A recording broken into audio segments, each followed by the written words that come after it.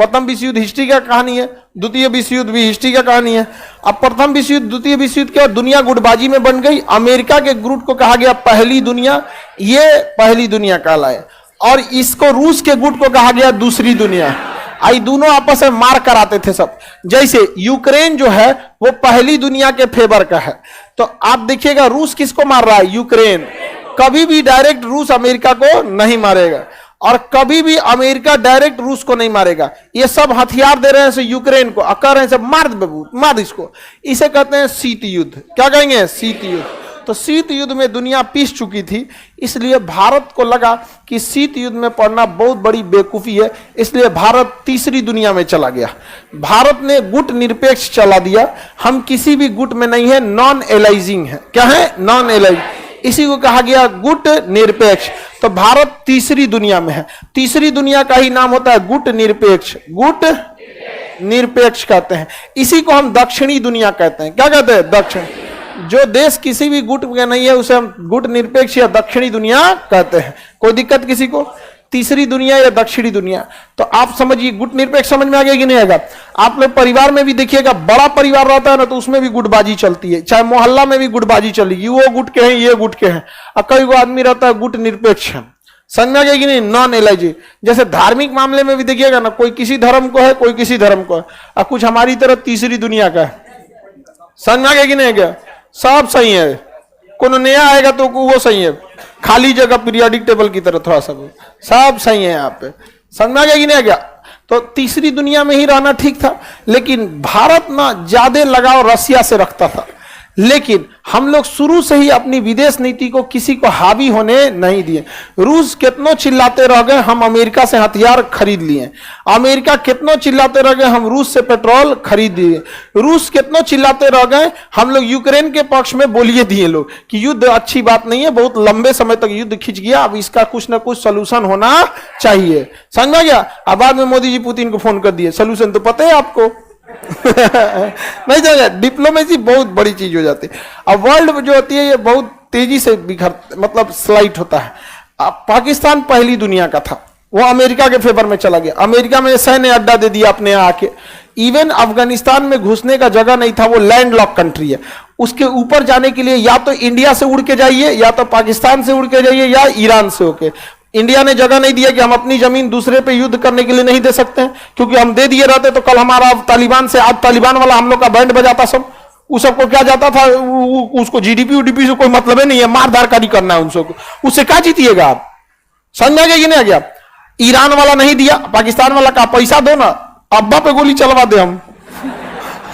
तो पाकिस्तान, अमेरिका पाकिस्तान को पैसा दिया, और पाकिस्तान अपना सैन्य अड्डा दिया, और यहां से उड़ के मारा गया किसको, अफगानिस्तान को।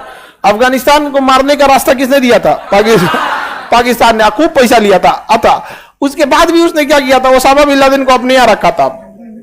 मतलब पैसा दे रहा है, मारो ओसामा को अपने घरे रखा, कहा उधर अफगानिस्तान में मारो। समझ गया। गांव में ना जब कोई गाय चोरी होती है ना, तो उसका घंटिया लेके कोनो दूसरे ओर भागता है। गला में घंटी होता है ना, गैया के घंटिया उतार लिया जाता है, और गाय लेके भागेगा दूसरे ओर। एगो उसी चोर का एगो साथी रहेगा ना, घंटिया लेके भागेगा दूसरे ओर। पूरा गांव वाला घंटिया सुन के अन्य चल जाएगा, गाय हिला दिया उधर। वही पाकिस्तान किया। अमेरिका को मारो अफगानिस्तान में, मारो मारो मारो, और ओसामा को छुपैले तो अपने यहां। समझ में आ रहा है कि नहीं आ रहा।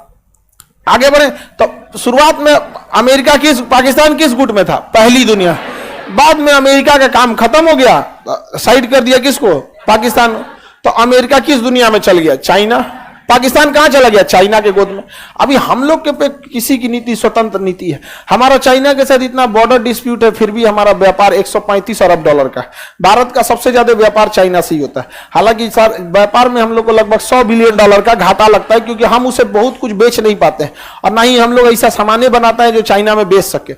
चाइना बहुत चीजों को समझता है, उसके यूजर फ्रेंडली चाहिए, उसको क्या चीज की जरूरत है वो बहुत भली भांति समझता है। हमारे यहाँ कोई इतना नहीं ध्यान देता है कि कस्टमर को क्या चाहिए क्या नहीं, बना दिया, उसी को लगता है सही है वही बना के रख दिया यहाँ पे।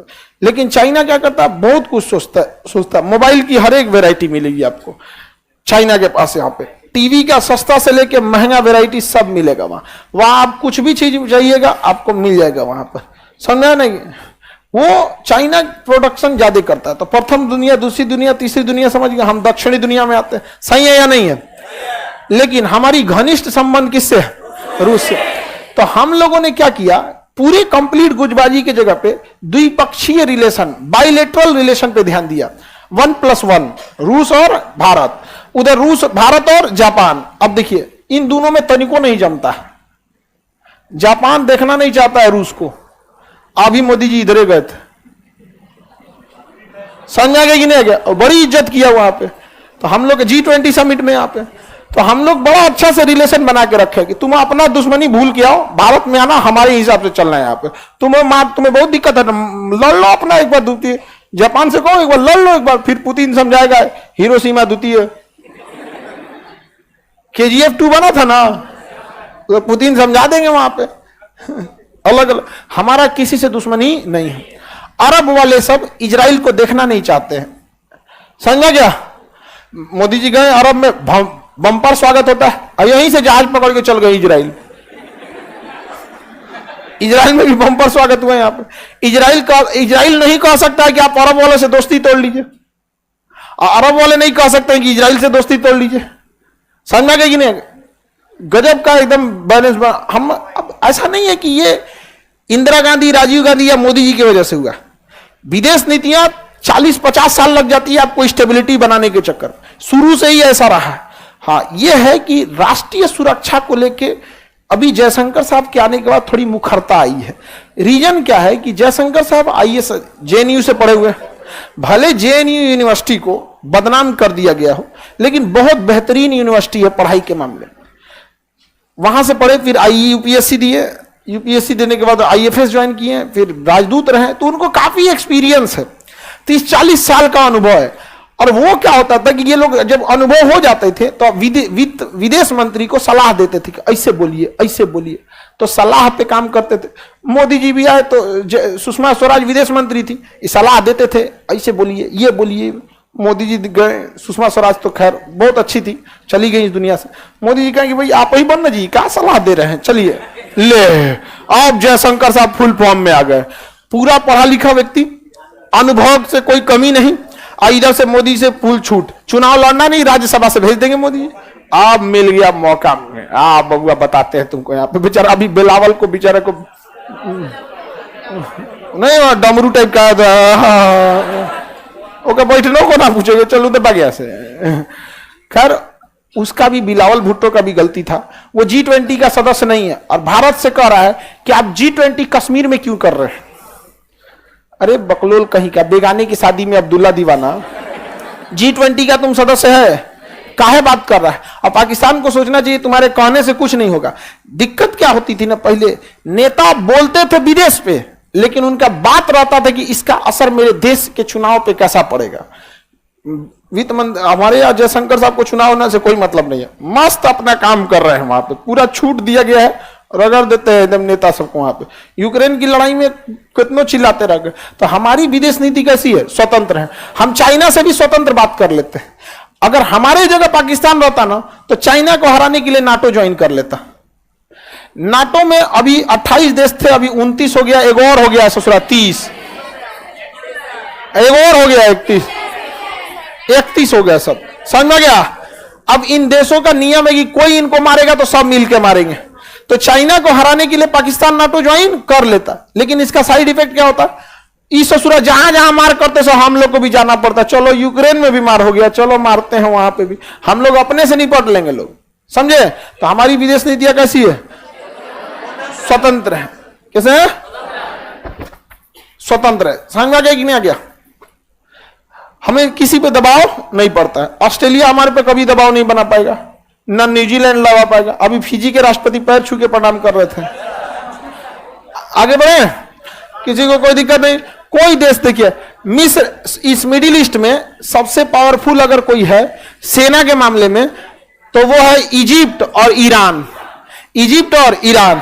बाकी डेवलपमेंट में यूएई, डेवलपमेंट में यूएई, समझ में गया। तेल के मामले में सऊदी अरब, सऊदी अरब का भी भारत से बहुत अच्छा रिलेशन, ईरान का भी भारत से अच्छा रिलेशन, यूएई का भी भारत से अच्छा रिलेशन।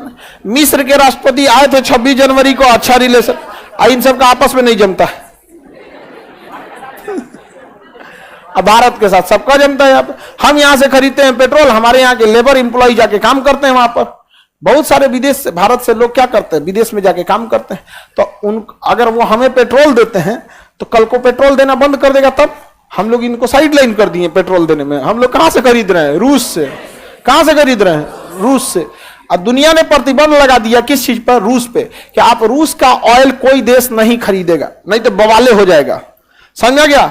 अब अगर कोई खरीद लिया तो अमेरिका क्या करेगा? उनका गूगल बंद कर देगा, माइक्रोसॉफ्ट बंद कर देगा, उनको इतना ना टॉर्चर कर देगा, महंगा पड़ जाएगा। पुतिन पगला गया, भाई हमारा तेल क्या होगा? यहां हम लोग सस्ता दाम पे खरीद लिए, लाओ इधर, यहां पे कच्चा तेल खरीद लिए, उसको छान के पेट्रोल बना दिए और उसी को यूरोप को थमा दिए। लो, प्रतिबंध कौन लगाया था? यूरोप। थमा दिए यूरोप। यूरोप वाला आग बबूला हो गया। गलत है ये। कहां गलत है? पेट्रोल हमारा है, पेट्रोलियम रूस का है, और नियम यही कहता है कि पेट्रोल खरीदे कहां से? ये मतलब पेट्रोलियम पे प्रतिबंध है, उससे बने पदार्थ पे थोड़ी है। उस तरह से तो वैसलीन भी पेट्रोलियम से बना हुआ है। आप ये प्रतिबंध लगा सकते हैं कि इस दुकान से आप दूध मत खरीदिएगा, ये थोड़े प्रतिबंध लगा सके रसगुल्ला मत खरीदिएगा। वो कहां से है आप मत देखिए। अभी यूरोप में जितना पेट्रोल जा रहा है, कहां से जा रहा है? सऊदी अरब मुंह देख रहा है, भाई हम ही से लेना। समझ में क्या? अब पैरेलल भारत सरकार वेनेजुएला से बात कर रही, पैरेलल, क्योंकि इसके पास भी पेट्रोलियम का बहुत बड़ा भंडार। ना हम वेनेजुएला पे डिपेंडेंट रहेंगे, ना सऊदी अरब पे, और ना ही रसिया पे, जबकि दुश्मनी हमारे इन तीनों में किसी से नहीं है। तीनों में जो सस्ता देगा हम उसी से ले लेंगे। तीनों में जो सस्ता देगा उसी से दे देंगे। समझ गया कि नहीं आ गया? जो दे दिया सस्ता उसको खरीद लेंगे। तो ये स्वतंत्र विदेश नीति काम आती है। अब ये ना हमेशा चेंज होते रहता है विदेश नीति। अगर आप सोचिएगा इंटरनेशनल रिलेशन एक दिन में समझ जाए तब नहीं हो पाएगा। जैसे आप यूक्रेन लड़ाई देख रहे हैं, आने वाली 10 साल बाद जो यंग जनरेशन आएगी वो यूक्रेन की लड़ाई को किताब में पढ़ेगी। कौन अच्छा बता पाएगा? आप लोग बता देखें तो हम लोग देखे हुए हैं लोग, मतलब इन द सेंस क्या, सद्दाम हुसैन के साथ क्या हुआ, मोहम्मद गद्दाफी के साथ क्या हुआ, ये सब कहानी हम लोग के सामने हुआ था। ये सब अमेरिका कैसे अफगानिस्तान पे इन्वेट किया, सद्दाम हुसैन के ऑयल ने गल्फ के वार कैसे, ये सब हम लोग के सामने हुआ है। हम लोग देखे थे लोग, यहाँ पे छोटे थे लोग हम लोग उस समय, बहुत मतलब यहाँ पे। तो इंटरनेशनल रिलेशन जितना आप पढ़ते जाइएगा, जितना अनुभव करते जाइएगा, आपको वो उतना अच्छा आएगा, जितना ज्यादा। अब देखिए, मान के चलिए कोई आदमी यहीं तक पढ़ा है, रूस से तेल खरीदते हैं और यहां से तेल खरीद, ओकरा पता नहीं है वेनेजुएला में सबसे बड़ा भंडार है। लेकिन वेनेजुएला में समस्या यह है कि वेनेजुएला से तेल ले आने में 2 घर जाए, इसमें बालू की मात्रा ज्यादा हो जाती है, इसलिए छानने में पैसा ज्यादा लगता है। दूसरा, ये दूर पड़ जाता है, ट्रांसपोर्टेशन चार्ज भी ज्यादा लग जाता है। तो ये 2-3 क्या है, लॉस है। अब आगे कल समझा देंगे, ठीक है।